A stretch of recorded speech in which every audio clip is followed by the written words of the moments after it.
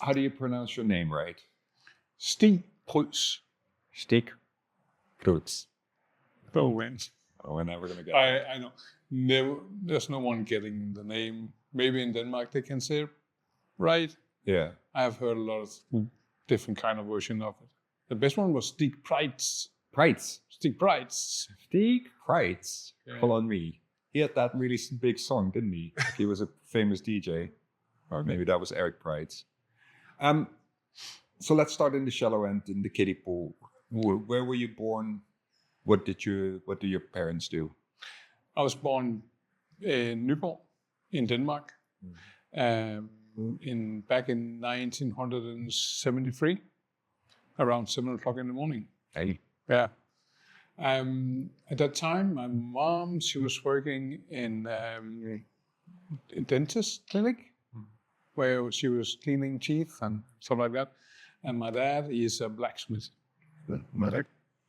And how do you remember learning to first swim? And did you instantly like it? Yeah, actually, I don't remember it because I was only 2 years old. My mom took me to the pool when I was 2 years old.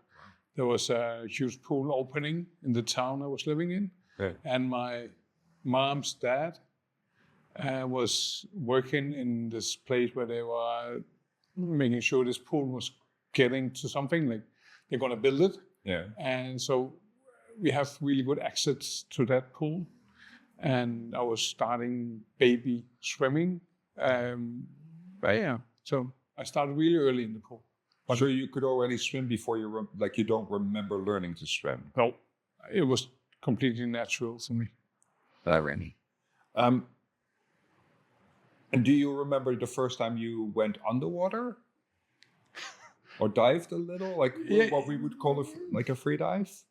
Now? No, because I never did it. I did finally, but I was around 40 when I started to put my head on the water, and it was always on the surface. Always. I never thought about doing a long dive underwater or anything. I remember though, I have a mask when I was really young. Yeah. And I could on land breathe in the mask, and I was, fuck, it's mind blowing. This thing, I can breathe underwater now, but it didn't work underwater. I just fell underwater. But that was like the only thing. Like I was trying to do something. So I never have the urge or thinking about putting my head on the water for freediving. So how did you come across freediving? Oh man, I got this disease back in, I probably have it for many, many years, but back in 2008, my joints start to swell up crazily. And I got diagnosed by something called psoriasis and arthritis. I think I'm saying it right. But it's something that like old people have in the joints. Yeah. But I was only 38 when I got that. And that was painful. Like I never experienced pain before. And I was on a lot of medicine. I was not able to work anymore. And after 1.5 years, the government put me in a pension. It's crazy long story. And I was starting to do water gymnastic. Oh yeah. And then, but it was with old people, and I was still 38, covered with tattoos, and it didn't fit me very well. And in some kind of way, I was looking in for something else to do in the water, and suddenly it pops up about some freedivers, and I was thinking maybe I could do something like that. It would be more cool than doing gymnastics on the water. And I bought a wetsuit. It was really, really difficult for me to get it on because there was so much pain in my whole body. And I never tried to put on a wetsuit. But finally I got it on. And I was, for the first time putting my head on the water. But then I was around 40 years old when I started doing that. And it was really, really pain releasing. like I was getting into relaxation that I didn't know of, and I didn't search for it. But the water just helped me coming in this deep, calm relaxation. And it released so much of the pain. So I was addicted like that. Yeah. This was all in a pool? Yeah. Was it a static? Like in looking back on it, were you doing a static session or were you swimming? I was swimming. That was the only thing I saw on YouTube. Yeah. I was looking in for something, and there was a guy swimming on the water from lane, doing one lane and then doing one more. And I was like, wow, that's crazy. And he had really, really long fins on. Yeah. So I bought really long fins. It was so painful to swim with. Yeah. So I skipped that pretty fast. But my overbody was not so much in pain than my underbody. So I could use my arms crawling under, like take a towel, just moving a little bit underwater, start swimming a little bit. And the longer I was underwater and the longer I was swimming, the better I felt afterwards. And I could feel the longer I was in the water, the more relaxed I got. But at this point, like you're still like by yourself doing this, or did you? No, I was on my own. On your Crazy, never freedive alone. But I didn't know what I was doing. Yeah. Just searching for something to do with my life. I was pretty burnt out in all kind of way. Yeah. I've been all my work that I've been doing with my hands and all that stuff that I could do, I couldn't do any of that anymore because it's just so painful. So I was really searching for somewhere I could be and something for myself to do. Yeah. And it just felt so right to do. So I was just coming back to the pool again and again. And I remember doing the first kind of static. It was not the right place to do it. I was swimming down at the bottom of the pool. There's 3.5 meters. Yeah. And there was like a thing on the water where they can get the cleaning the water through. I don't know. But my hands just fits right into it. So I was like, put my hands in there, and then I just relaxed. And I was hanging in the water with my wetsuit on. And yeah, the lifeguard must have been, fuck you, what are you doing? But anyway, and I managed to, I don't know, 1.5 minutes or something, and it was just mind-blowing nice. And at what point did you take a course? I'm assuming you took a course at some point. Right after, I don't know, I was playing around with the pool for, 3 months or something, alone still. And I was talking to a yoga guy. He introduced me to pranayama breathing. And I went up to 2.5 minute breath hold, and I said, I need to know so much more about this because it really made me feel good. So I called up a guy from Copenhagen, Morten Rosenvold. He also made a book. I think you did some pictures for him. Yeah. And he gave me a little course in, I think it was either 1 or 2, and he made me hold my breath for 3.5 minutes or 4 minutes. I can't remember quite. But I was completely mind-blowing over this thing that happened and how much I can go deep in my relaxation and how pain-releasing it was. It was mind-blowing nice. And you should go in a freediving club. You should learn some more about it. It seems really cool that you can do 3.5, 4 minutes after just a few hours of learning this. And then I got in contact with Odense. It's a small diving club there called Aqua Club, where they have a freediving program. Anne-Marie Dahler was there, and Camilla Salling Olsen. So that was actually the 2 girls that I would start training with. Yeah. So normally for people, it's the sensations of freediving that really appeals to them. But for you, it was both the sensations and like the after effect. Yeah. Like you'd be like pain-free, or was it painless? Like it was just painless, and but if you have so much pain, just 5% less pain, it feels like whoa. But yeah, the feeling underwater was amazing, really nice. But afterwards, the feeling you have 2 hours after your dives, that's my whole nerving system was so relaxed.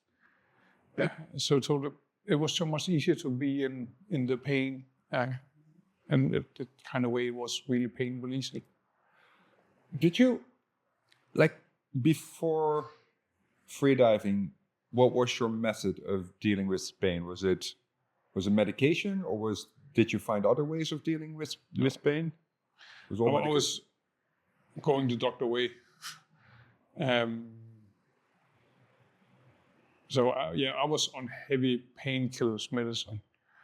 Like morphine and that kind of stuff. Morphine, methadone, gabapentin, and then I got 2 different kinds of, different kinds of injections for the disease. It's just something that shuts down your whole immune system. Yeah. It's like a chemotherapy, actually.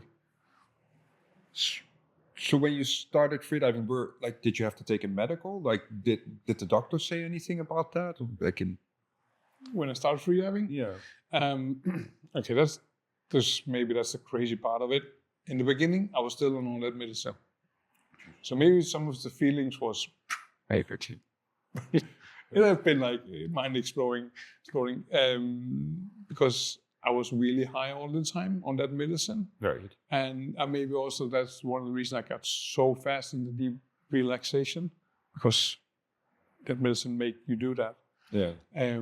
But my brain started to know that kind of deep relaxation, and all this pranayama breathing. Yeah. It makes me to be more myself again.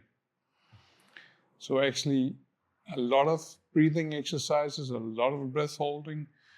I took like a huge decision about not having any of that medicine anymore. Oh. I also heard about you should be eating only vegetables, so that will clean up your whole system. But I one day it just came to me. It's not like I've planned anything. It just came to me like suddenly. I don't want to have any kind of medicine anymore, and I will try to do all just eating vegetables. Be a vegan.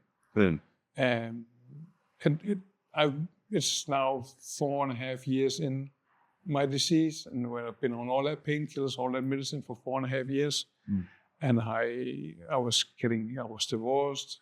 I'm losing a lot of friends, and I hate myself so badly because it was just painful. It was really nice to be in the water, but up at the water, I was just a grumpy old man. So I took that decision that no more medicine, just breathing exercises, a lot of vegetables, and when I was in the water, my disease it was not there. So I should be in the water.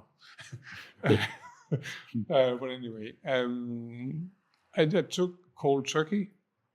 Just stopped one day. Fuck, I don't want to do it anymore. It was rough. For 3 months, I didn't quite sleep well, and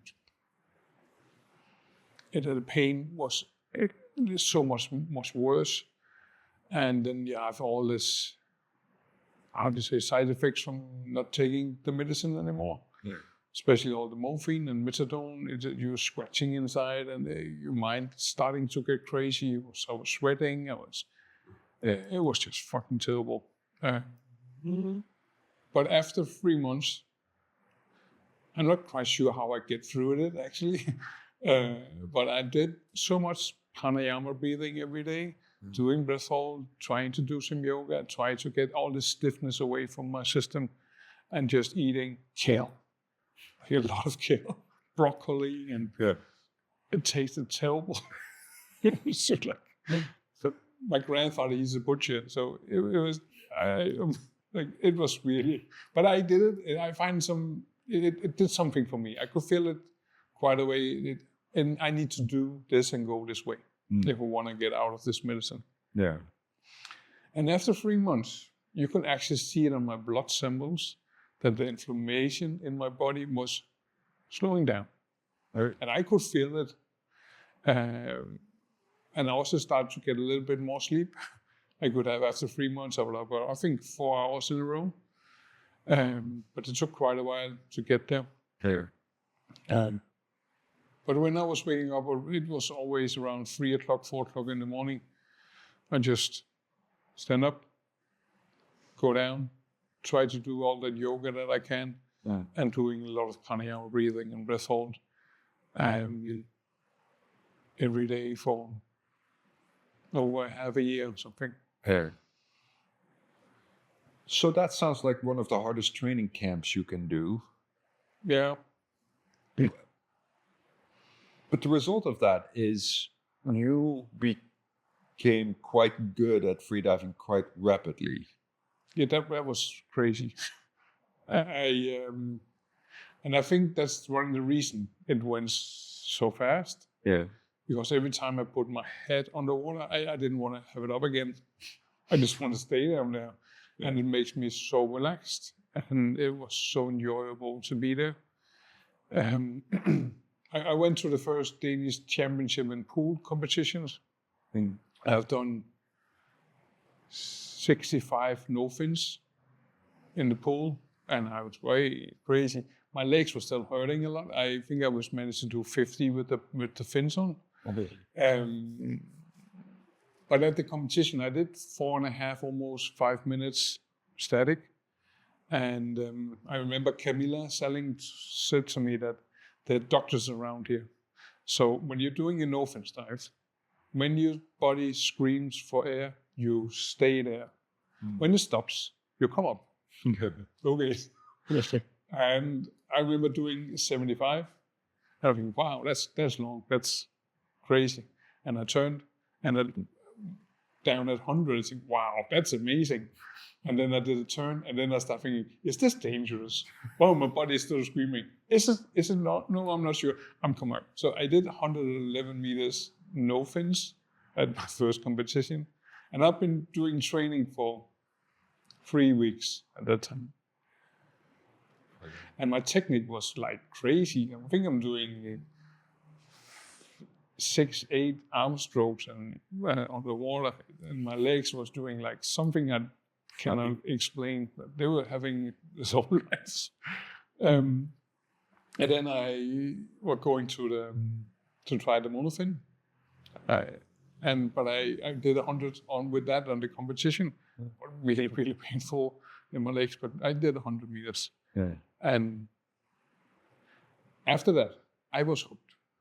Sure. And I saw the big blue, I don't know, 100 million times. And then I was looking into, I should do something with this deep thing. And I find Jonathan Sonics, looked him up, and I saw he was doing a course in Egypt, Dahab. That was in 2013. And I explained him what I've been through, and I really want to explore this deep diving. So I was getting down to it to do either free. Yeah. And see if I can get down to 30 meters. That would be like mind-blowing if I could do that. What did you think first time you started going deep? Like, what were the sensations like? What was that like for you? It was crazy. I never felt anything like that. It's kind of a secret, but I say it so many years ago. Jonathan, he told me how to equalize. I said, you just equalize and do this and this, and I felt good on land, and everything seems to be fine. And he said, try to pull it down on the line. And if you feel heavy or something, just let go and just start the free fall. Really no. And so I took my breaths and how to breathe, and then I pulled myself down, doing equalization, and then I felt heavy in the water, and I just let go and let my feet fall. And it felt like an insane, amazing feeling that I ever had in my life. I was smiling all the way down. I could feel the water on my face, like, oh, this is crazy. And then by getting stopped with my lanyard, I have it on my leg. I felt that I was being pulled down a little bit, but and the line was not any further, and I was pulling myself up again, and like, wow, Johnny, this is amazing. I want to have more of that. But Johnny, he put the line out, and he put it out at 37 meters. I have my alarm on my arm, so the lanyard and me and the buoy on water were doing this. So I have 42 meters on my arm. That was your first step. Yeah, my first deep dive. And just you cannot do that. It was crazy coming down here, and he should never set the line that deep. So I promise never to tell anyone. Sorry, Johnny. But at that moment, I felt I want to have more of this. More. And I did either 3 and 4 stars, and then the instructor afterwards. That. Yeah. So that was my first deep dive and my first sensation with the ocean. Do you reckon that's the deepest first deep dive that anybody's ever done? I don't know. With 42 meters? Like you hear of students that go to like 20 on their course, and then I have seen many people do it like the first time. Is you just go down and see how enjoyable it is, and then they 10 meters. I've seen pretty much time. Then they turn around and come up. Yeah. But when I've been in the water, I never stepped the line much deeper than 15 meters. For sure, that will not happen again. Wow. But it was the same thing, like you were instantly hooked? Completely. And it was in 2013, and I think I went home after 2 weeks, and I managed to go to 60 meters, difficult with the equalization. But I can almost say, what can I sell? I need to go back again. So my passport, they have so many stamps from Egypt. From 2013 to 14. I think in 14 I was there 6-7 times or something. So when I went out on the plane in the end, like, hey Stig, how are you? I've been there so many times, and yeah. But after this, with Johnny, when I managed to do 60, people say it's a crazy story. At the last dive, he said, you should try no fins. Just see how that feels. So he put the line down at 45 meters, and I did no fins 45 meters. And I think it was the best dive that I have for those 2 weeks. What was so good about it? I just felt more free. There was no, with my legs, still get pain in my legs. And when I was moving, when I was using my joints and stuff. So I could control it with my over body. My legs were still doing shitty things, but it felt amazingly good. I was more relaxed. I felt more free doing the no fins dive. What do you reckon the difference is? Like, besides the fact that you don't have fins, but like... I think in the beginning, when I put my fins on, I know I have to use my legs. And in the beginning, they were scaring me because all the pain from the legs is... And it still does, though. So when I didn't have my fins on, I felt more free and could be more relaxed because I don't have to use my knees as much. There, I could. But I mean, free immersion is there. Yeah, but you're still putting in a rope. I don't know. In some kind of way, it just makes me feel free in the water. I often feel. And I don't want to put words in your mouth, but when I do no fins, I feel more connected to the ocean because it's just you and the ocean. There's no rope. There's no. Yeah. You're completely free of everything. And You still have your lanyard. No one. Yeah, but like, but it doesn't help. Like fins help, and the rope helps. Yeah. But if it's yeah, just you in the ocean, and it's like your feet can feel the movement, your hands can feel the movement. There's almost like an intimacy there. You have that too? The best feeling when I move the water with my hands, I feel it on my face. So that's so enjoyable feeling of being completely free. Because when you were, let's say, in the haze of medication, I often associate that with being dissociated. Like you're not connected to anything anymore, not your body.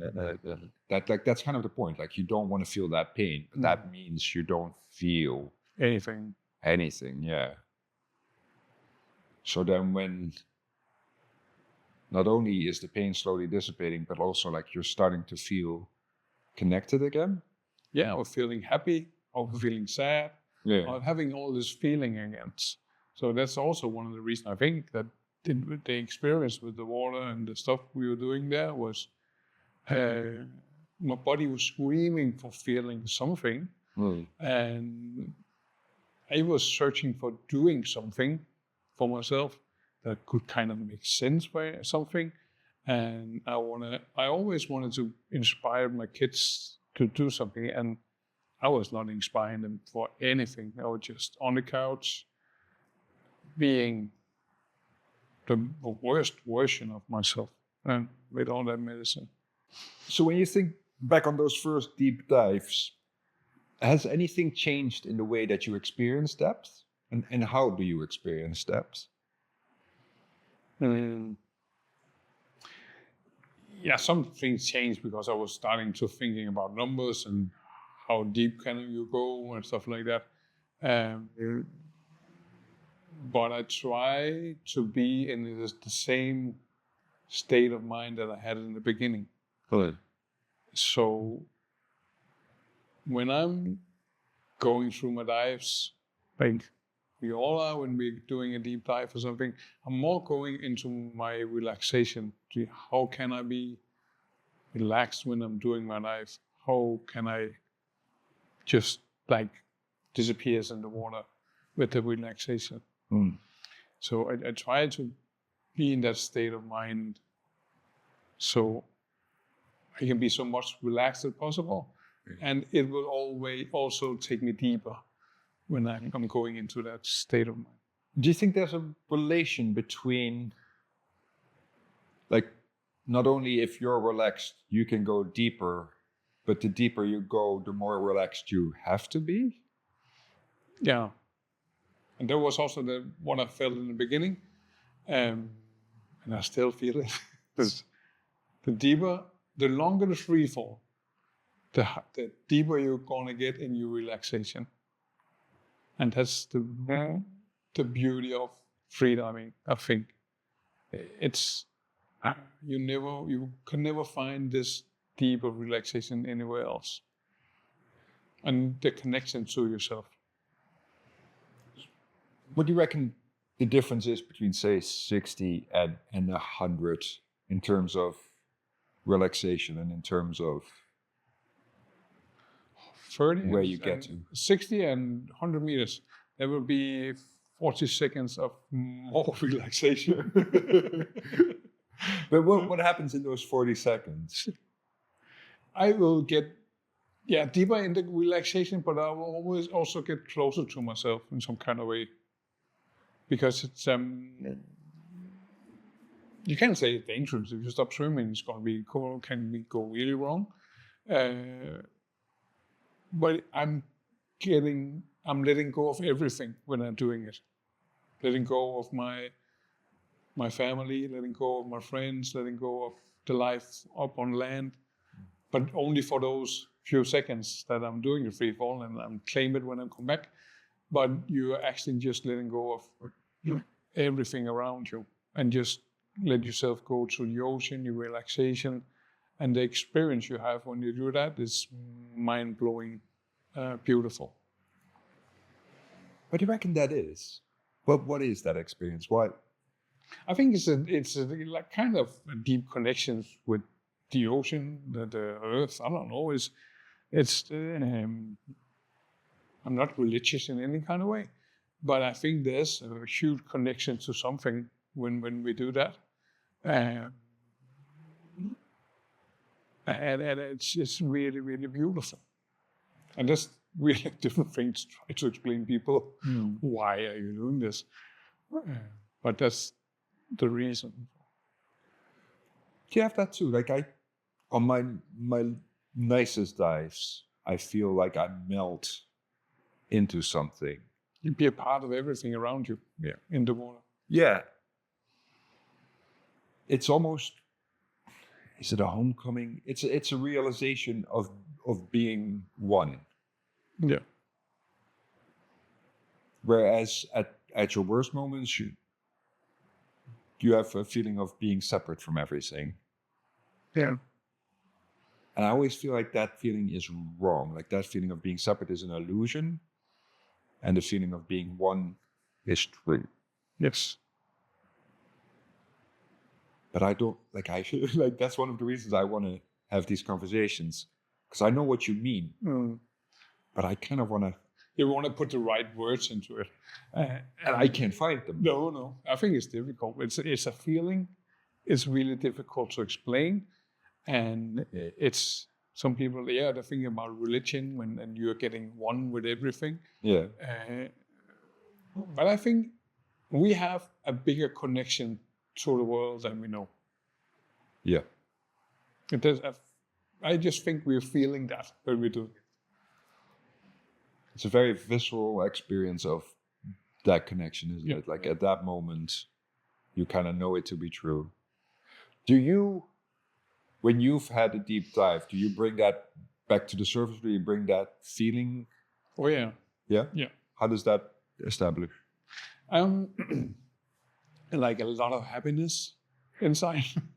Like champagne is just bubbling around. You have the feeling in your whole system. And that's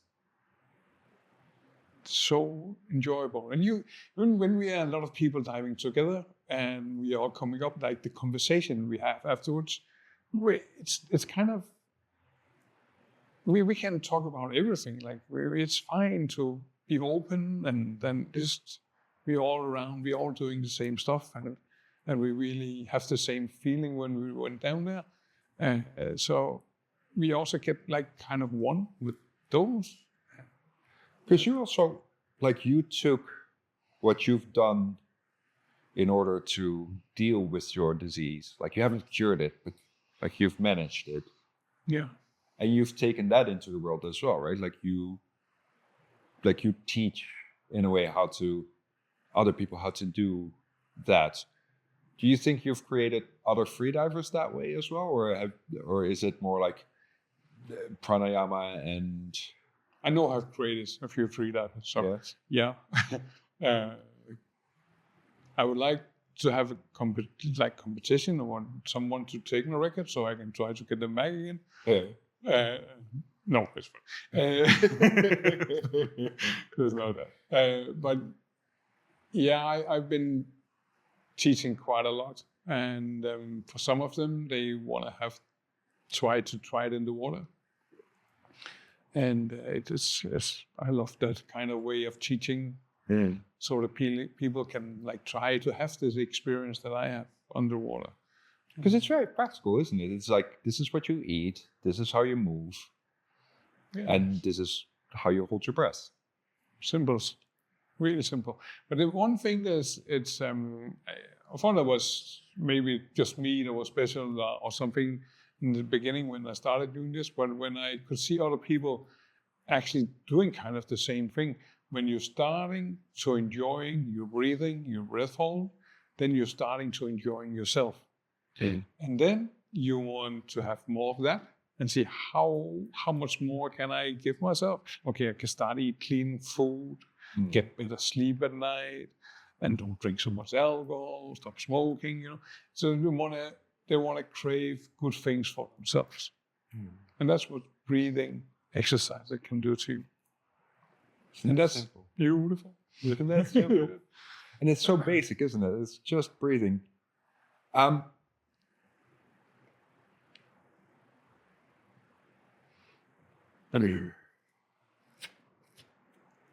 So, when you go for a deep dive, is it deep within yourself every time, or are there deep dives that you've done where you kind of like, this was relatively easy, or this was more of an ego dive, or like, what's the variation there? When I chase numbers, it's with my ego. But when I stop chasing numbers, then everything about the dive is so enjoyable. It doesn't matter if I get down there or where I've set the line at, but just enjoy it as much as you can. How do you deal with ego? How do I deal with ego? I try to not be in it so much, but it's kind of difficult, especially when I got sponsors and I want to give them something back. Then I need to chase the numbers, and I actually kind of didn't like it. But it also pushed me to go deeper and get the records and stuff like that. It's much more enjoyable not to be in your ego, just to be in the dives and enjoy it. It's difficult to say how I'm going to how we can control it. Because in a way, it's also like, it's not 100% negative. Like, ego can be a pretty good fuel. Yeah, it can push me to do really deep dives. So yeah, it's also a part of me. So it's not a part of me I don't want to have around me. And it makes me what I am. And so it's, yeah. But do you ever, I'm trying to think of if I've ever felt ego at depth. No, I never tried. I felt it at the surface, but never in the water, because It seems to disappear, eh? Things disappear down there. In a really good way.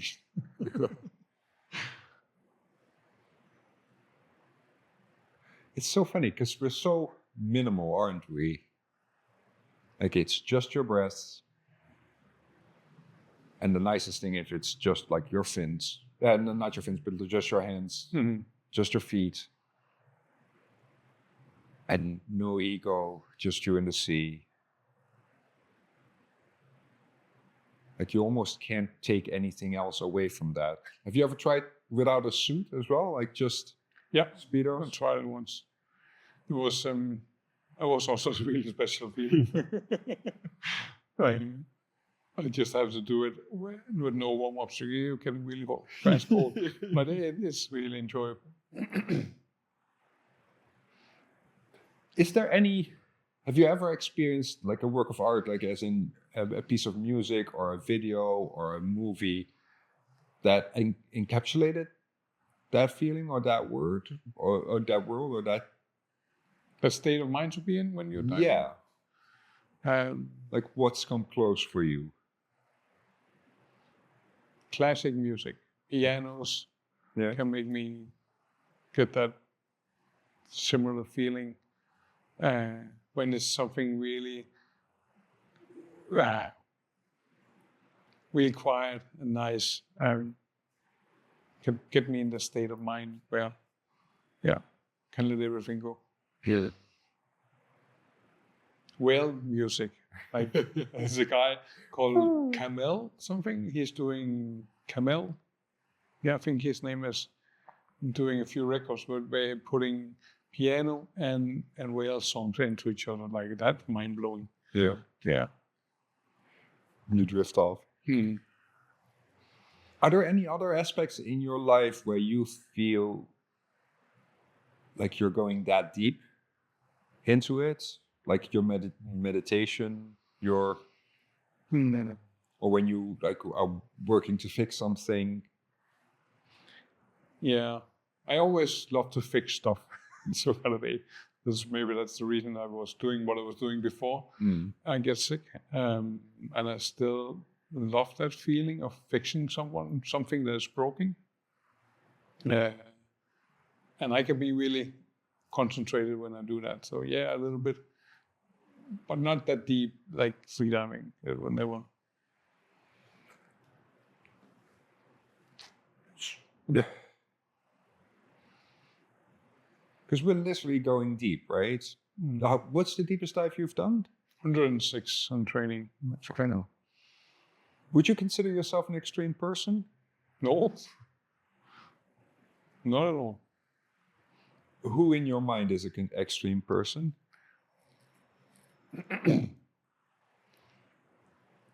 Extreme person are the people jumping. I think they're really extreme, jumping out from the cliffs with wingsuits on and try to fly through the sky. That's really extreme. Do you think if those people were to look at you and what you do, would they consider you an extreme person? Maybe. I know there's a lot of people thinking that I'm a really extreme person. But yeah, probably.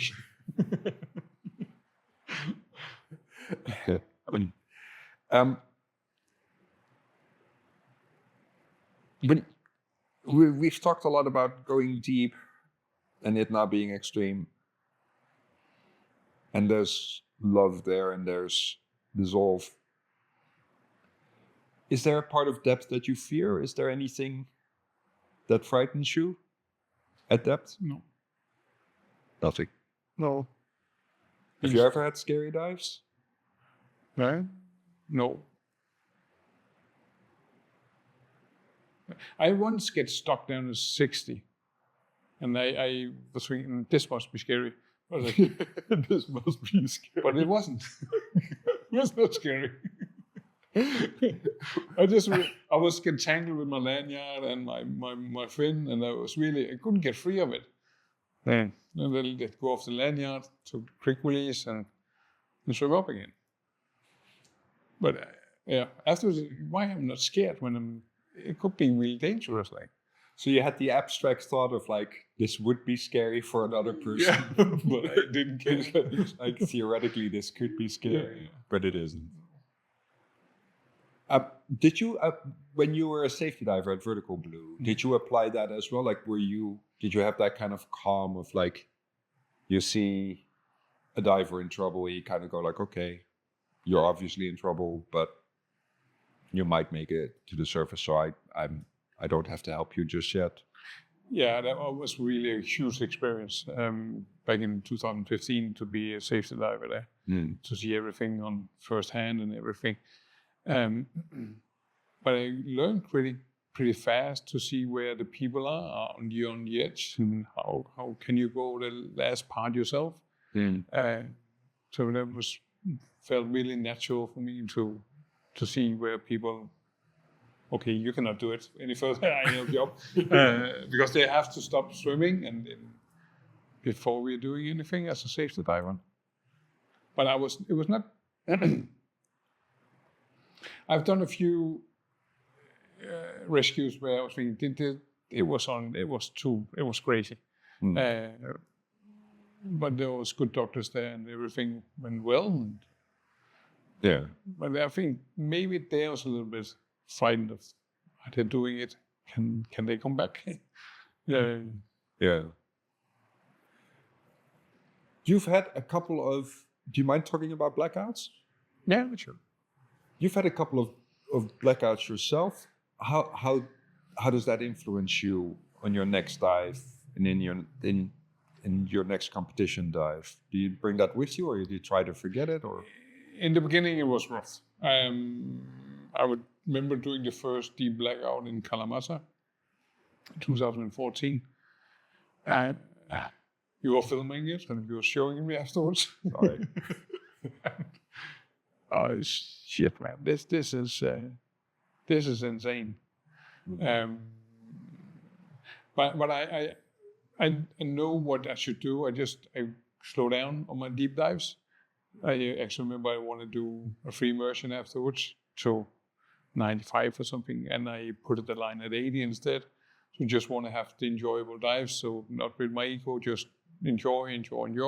And that I did that for a few times afterwards, and that helped me come back. And then you forget all the scary stuff about it. And So how do you experience a blackout? Is it like normal people? you're just falling asleep. You fall asleep. Yeah.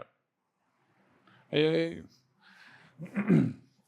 remember the last blackout was in Nice in 19 at the World Championship.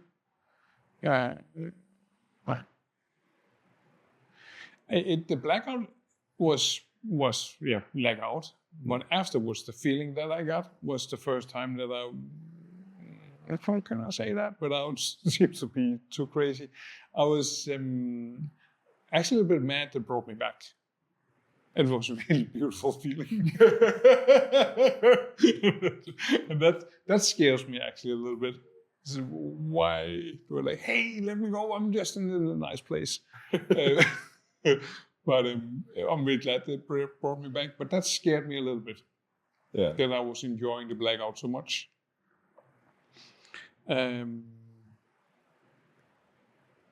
So I will try not to get blackouts anymore. And I've not had any since. But it's an interesting balance, isn't it? Because it is like you want to see what you're capable of. Yeah, sure. So you every once in a while have to. Yeah, you have to find how much can you push yourself before? But it's also something to do with your state of mind when you go diving. Are you too nervous? You should not be diving. And try to be more true to myself. I think I'm also getting older, so I should be learning something about this. You should be wise. Wise. I've got this white beard now, so I should be wise before. So, 2019, after that we had the horrible 2020, and then you seem to have taken a step back from freediving for a while. But can I ask what happened there? Yes. We actually just talked about it, that I was enjoying the blackout pretty much. Yeah. And that was one thing. I think that was some of the things that get started there. The COVID arrived, and I lost the sponsorships. Wow. And because of my disease, the government put me on pension. Hey. Back in 2012, and there was an insurance company saying you have this insurance, and because of your disease, you're going to have this amount of money every month. So they want to take care of me, and that was nice of them.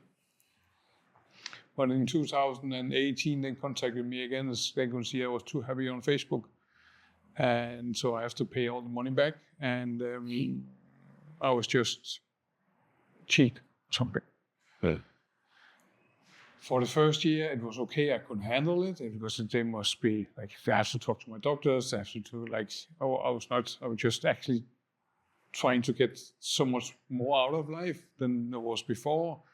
I still have all these issues. I feel really good in the water, but out of the water, I'm still having my disease.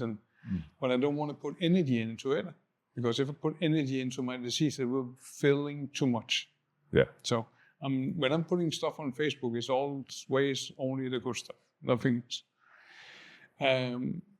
But they was dragging me to court, and they wanted me to pay a lot of money back. And I talked to my doctors, I talked to lawyers, and they say the insurance company is wrong. We just have to fight this. But that was a fight for over 3 years, and it kind of ruined me a little bit. So if they were thinking if I can freedive, I can do a lot of stuff, then maybe freediving was not worth it.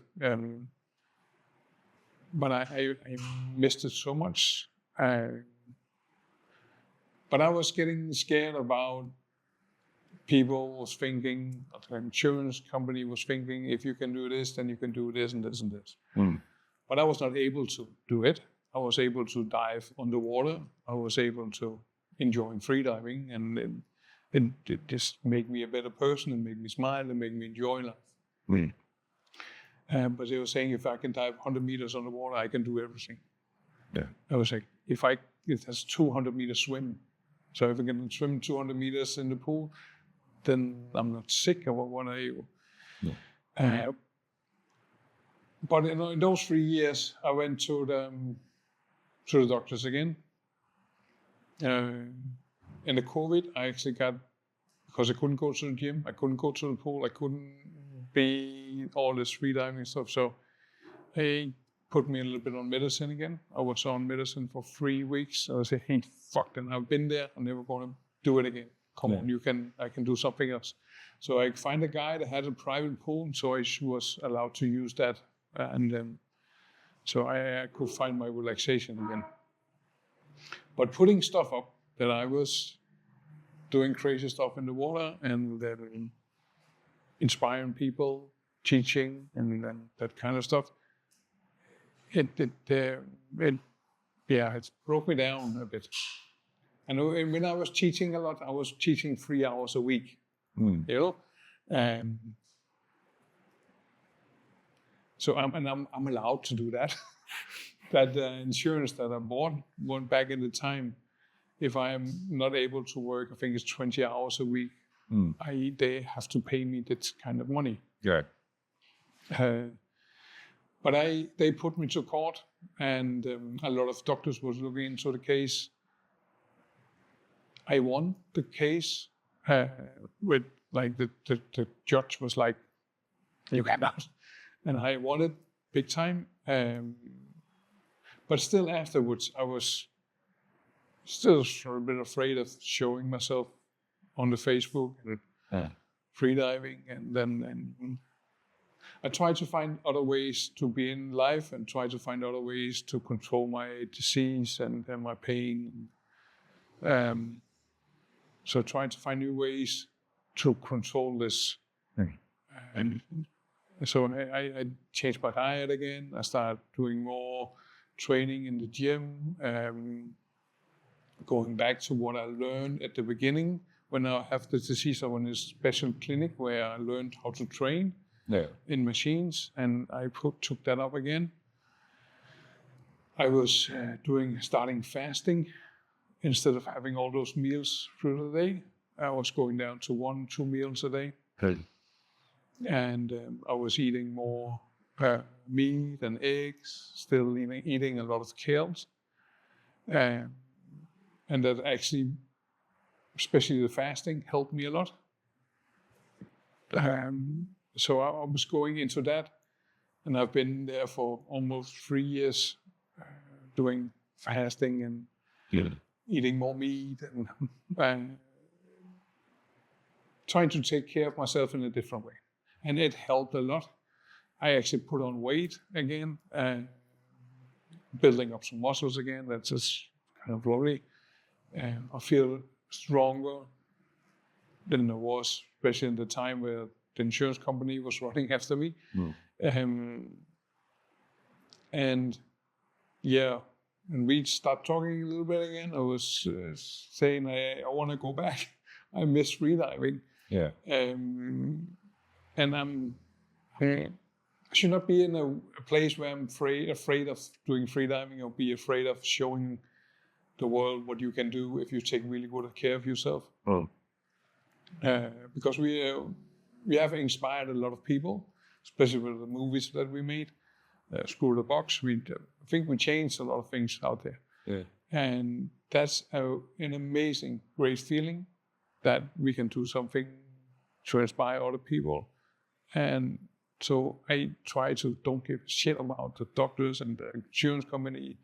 I want to enjoy the life that I have, and I want to go freediving. And I remember some of the first dives I did, I almost started crying because of the feeling of that was, wow, I'm back again. So yeah. So we've talked about the people you've inspired. Who has inspired you over the last couple of years? And I think there's some people around me all the time. Especially when I wanted to change the diet again. I was meeting up with some guys that was changing their diets, and they were doing the fasting, and they inspired me at that time. Yeah. So I was always, I think, actually sucking all the energy out of that. And that's also what happened back when I changed the diet. The first time when I started freediving, I was inspired for some people around me. And the same thing happened again. And so it's just random people actually I'm meeting and doing something. Hey, if they can, I can do that. And see what's going on and how deep can I go in this. Yeah. Is there anybody, like when you think of deep people, who do you think is deep? Like who's your deep freediver? Oh man, what's his name? No. He's from New Zealand. William Trubert? No. Dave Mullins? Yes, Dave Mullins. Yeah. Wow. He, first guy I met him, like he's a huge guy. First time, but he's so nice. Really lovely to be around. Yeah. And the way he dives is mind-blowing kind of way. That's he's like a big. He's amazing. I think He makes it look so easy. Crazily easy. Like 126. Yeah. Oh, okay. And I remember he was turning early 90, 80. Yeah, he couldn't make it work, and suddenly, bang, he was down there. And he made it look like he was doing ballet on the way up. It was so inspiring to look at. And he's just showing up at the World Championship once in a while and say, hey, I wanna try this. Just do a 126. Yeah, just like that. When you go deep, do you have any specific dives in mind where you kind of went like, oh, that was perfect. That was like a fondest memory of a deep dive? Yeah, I had a few of them. A lot of them actually. It's when everything just works. Like you don't feel you're doing it. You're not equalization, you're not doing anything. You're just free falling, and you're actually not aware of that you are equalizing. You're just a part of everything and just free falling. How often does that happen? I would say 8 out of 10 times. No, sorry, 2 out of 10 times. It's like, but now when I'm coming back, it's definitely, I'm not experienced this time. Sorry. I did a 30-meter warm-up a few days ago that was almost like crying. It was so beautiful. Yeah. So it's not necessarily the national records or the deepest dives. It's when something just goes automatic. Yeah, that's really beautiful. But the national records helped me to get there. And they helped me to get sponsors, and people were paying me to go out in the world and do something that I really enjoyed and loved. So it helped me a lot. Do you think you'll go back to national records? I don't know. Maybe. I bought a brand new pair of bifins. So you owe it to them. Yeah, you can't just have new bifins. No. And I don't have the deepest record, the national records in bifins. Hey. So I don't know. I hope when we're going home from here, when I'm going home from here, I'm craving freediving big time. And I can feel I will crave freediving big time when I go home. Maybe I will start searching for things I can sell again. So I can come back. Maybe a few courses? Yeah, I'm doing a lot of talks in Denmark, telling my story and doing breathing workshops, and that makes some money so I can go freediving again. In the end, what do you think it is about depth that makes us crave it so much? then it closes. No. So that's really a lovely thing too. That's, how do you say, icing on the cake. I think the reason we're craving it so much is the connection to everything what we are talking about later, that you're feeling part of something bigger, some kind of way, or this deep relaxation that I experience, and all the people experience when they go deep. Yeah. And you're also at the edge of something. So we don't search for dying or anything, but you're still doing something that on the edge of kangaroo. On the edge of what? It can go wrong when you do something. It can go wrong. Yeah. So I thought you said kangaroo. We're on the edge of a kangaroo. On the edge of a kangaroo. That's something. That's the edge of a kangaroo. But it can go wrong. Yeah. And that's makes it extreme, I know. Mm-hmm. But when you're playing on that edge, then it also does something to you.